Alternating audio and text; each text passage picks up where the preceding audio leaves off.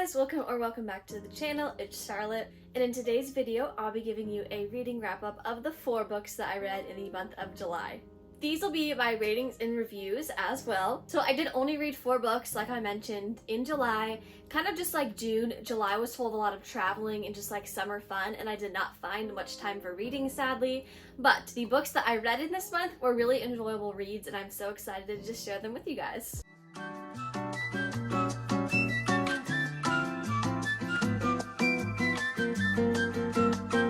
The first book that I read in the month of July was Ruby Red. This was a really enjoyable book, and I rated it a 4.5 star.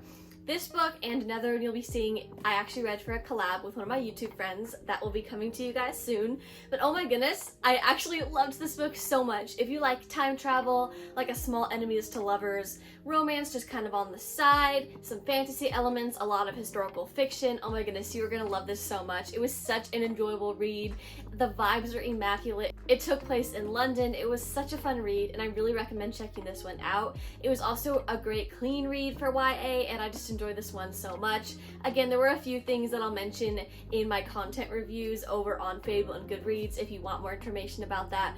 But overall, I enjoyed this book so much, and I think you should definitely go and check it out, and hopefully I can read the rest of the series soon. Next, I read The Islanders, and this was a 5-star read. Oh my goodness, thank you so much to a few of my followers for recommending this to me. It was so much fun. I just loved it. Oh my goodness. And this was just the perfect summer read. I know I've already talked about this one a little bit already, but if you have not heard this book yet, you need to go check it out. It has every kind of immaculate summer vibe you want, and it is just amazing. It is so clean. The morals are amazing. The adult role models are amazing. I will be talking about this one a little bit more in an upcoming video, so stay tuned for that. But if you are a middle grade reader or if you're a YA reader wanting the perfect summer read, please go check this out. I think that you will absolutely love it just like I did. Next we have Rebel of the Sands. This was a wild ride. I'm not going to say too much about this one just because I want you to get the full review and experience in the collab when that comes out soon, but this was insane. And before you read it, please go check out my content reviews on Fable because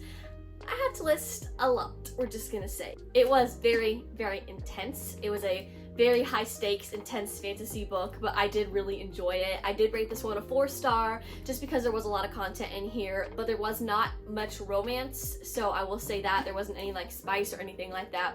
It was just very, very violent, and there was a lot of subject matters that I would not recommend to a younger crowd. I did rate this 17+, so I would recommend looking at my review before you read it, but if you are okay with an intense fantasy, I would recommend this one to you because the small romance subplot was actually really, really well done, and I was very invested. I would say that it had great writing for sure. I was very impressed by that. So that's all I'm gonna say for now.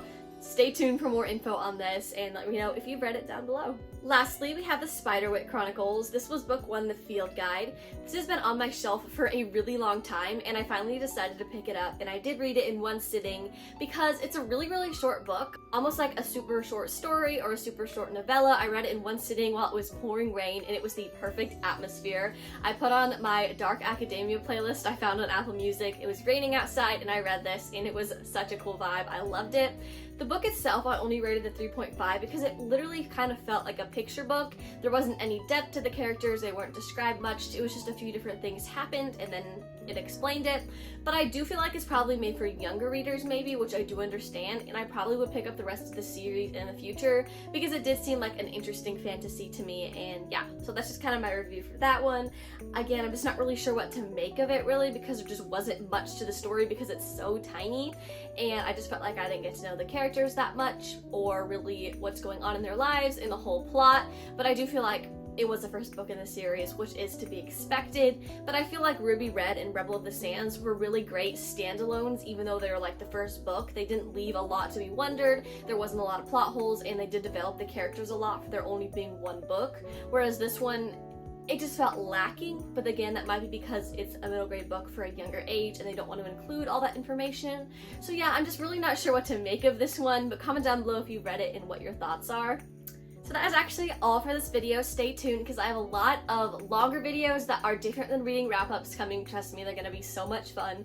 Lots of new recommendations, collabs, so much fun for this upcoming fall, and I'm so excited to be spending it with you guys here on another year of BookTube. So that is all for today. Make sure to comment, like, subscribe, and share, and I will see you guys in my next one.